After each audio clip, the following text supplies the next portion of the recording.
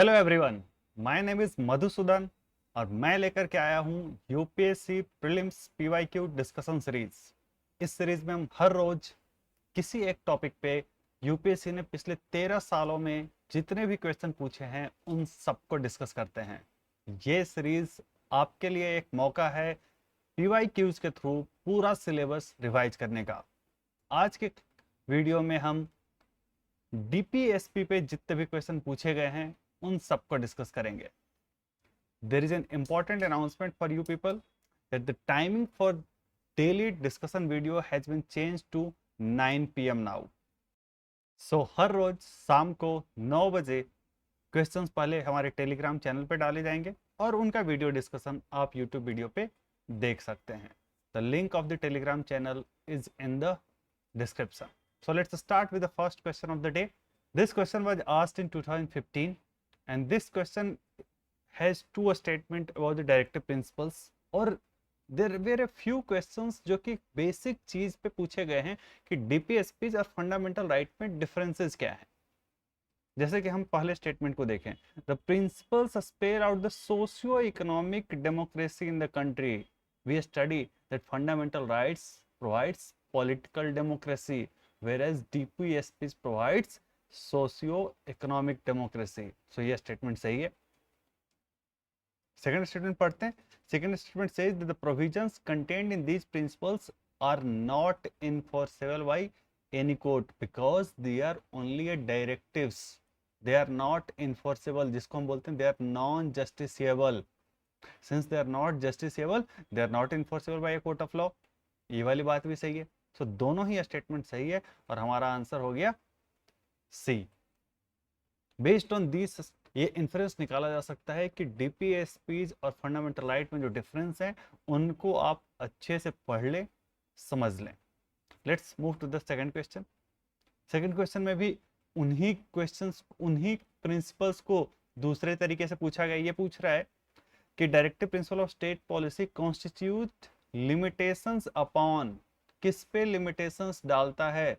अब लिमिटेशंस तो ये तब डालेगा ना जब ये जुडिशियली इन्फोर्सेबल होगा, बट ये तो इन्फोर्सेबल ही नहीं होते जो अभी अभी हमने पिछले क्वेश्चन में देखा था। चूंकि ये इन्फोर्सेबल नहीं है इसलिए ना तो ये लेजिस्लेचर पे लिमिटेशन डालेंगे और ना ही एग्जीक्यूटिव पे कोई लिमिटेशन डालेंगे और हमारा आंसर हो जाएगा D, neither of them. They are not enforceable so they do not restrict either executive or legislature in their functions. Let's look at the third question. Third question ये बोलता है which of the following statement are correct with respect to DPSP. थोड़ा detailing कर ली गई है कि part 4 में DPSP है। You must be aware of this. आपको ये भी पता होगा कि DPSP हमने बोरो किया है आयरिश कॉन्स्टिट्यूशन से, आयरलैंड के कॉन्स्टिट्यूशन से। So let's look at these statements. They shall be enforceable by courts. Again the similar concept is being tested in 2020 as well. 15 में भी वही कंसेप्ट आया, 17 में भी वही आया, 2020 में भी वही आया। सो अगर हम PYQ अच्छे से कर लें तो काफी सारे क्वेश्चन तो उसी से आंसर हो जाएंगे। They shall be enforceable by courts नहीं, गलत है। पहला क्वेश्चन रूल आउट होते ही दो स्टेटमेंट तो ऐसे ही चले गए। They shall not be enforceable ये सही है। The principles laid down in this part are to influence the making of laws by the state.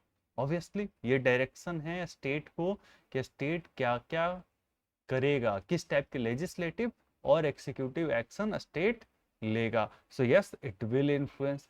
Third statement is correct. हमारा आंसर आ गया डी, 2 and 3।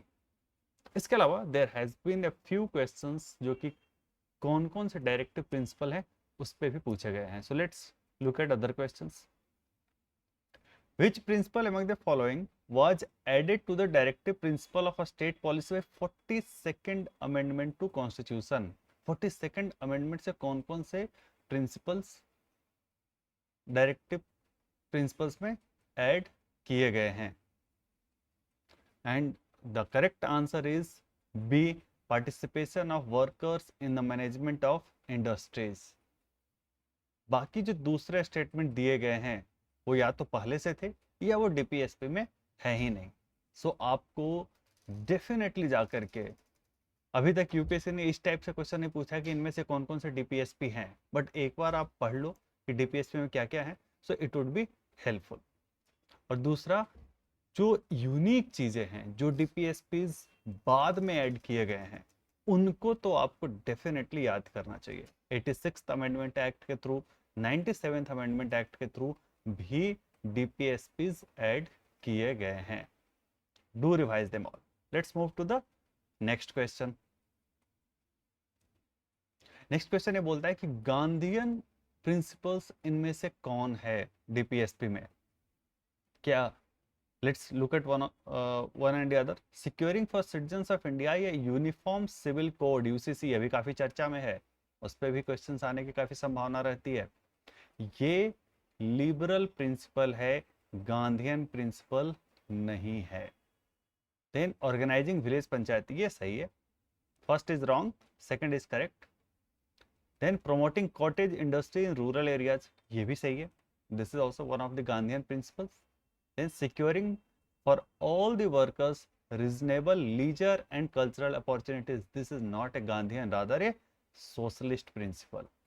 So जो different DPSP हैं वो तीन तरीके के कैटेगरी में उनको बांटा जा सकता है।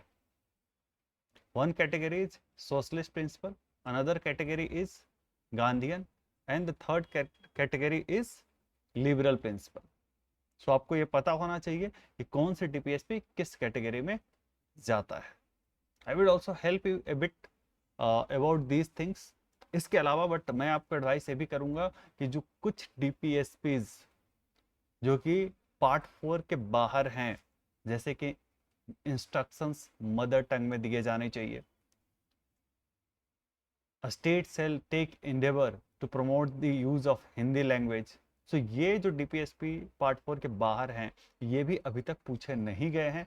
दे are also some in some manner unique, और इसके भी पूछे जाने की संभावना काफी हाई है। So I will help you a bit by giving some mnemonic कि आप कैसे कुछ प्रिंसिपल्स को याद रख सकते हैं। जैसे कि गांधीयन प्रिंसिपल को आप एक स्टोरी की तरह याद रख सकते हैं। सो स्टोरी क्या है? स्टोरी ये है कि गांधी जी गांव में एक कुटिया में रहते थे, वहां पे हरिजन की सेवा करते थे और लोगों से कहते थे कि आपस में मेल जोल से रहो, दूध पियो, दारू मत पियो।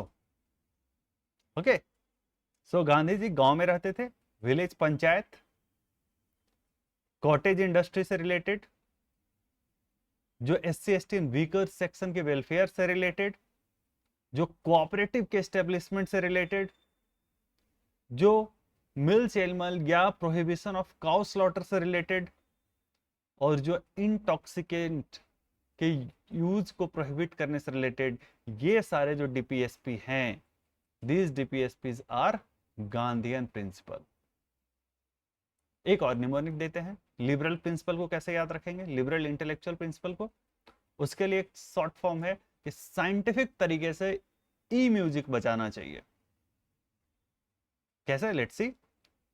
The principle which says that the agriculture and animal husbandry should be promoted on the scientific lines, तो साइंटिफिक तरीके से एग्रीकल्चर और एनिमल हस्बेंड्री को प्रमोट करना चाहिए। Then the next principle which says that environment protection होना चाहिए, ई। M से क्या होगा? मोन्यूमेंट का प्रोटेक्शन होना चाहिए। यू, यूनिफॉर्म सिविल कोड, अभी अपन ने देखा था कि वो एक लिबरल प्रिंसिपल है। Then S, separation of judiciary from executive, separation of power. I, international peace. C, childhood care, early childhood care है। सो दिस निमोनिक साइंटिफिक तरीके से यू म्यूजिक बजाना, इसके थ्रू आप याद कर सकते हो कि लिबरल इंटेलेक्चुअल प्रिंसिपल्स कौन कौन से हैं। अब अगर लिबरल और गांधीयन याद हो गए तो जो बच गया वो सोशलिस्ट प्रिंसिपल है। So you need not have a mnemonic for that, जो भी बच गया वो सोशलिस्ट है। सो आई होप आपको ये वीडियो हेल्पफुल लगा होगा। अगर आपको ये वीडियो अच्छा लगा तो आप इसे लाइक करें, शेयर करें और हमारे चैनल को सब्सक्राइब करना ना भूलें। अगले वीडियो में हम डिस्कस करेंगे फंडामेंटल ड्यूटीज को। इस वीडियो में या इस टॉपिक पे अगर कोई भी डाउट है तो आप कमेंट सेक्शन में हमें बताएं। आई विल डेफिनेटली एड्रेस दो डाउट। तब तक के लिए टेक केयर, गुड नाइट।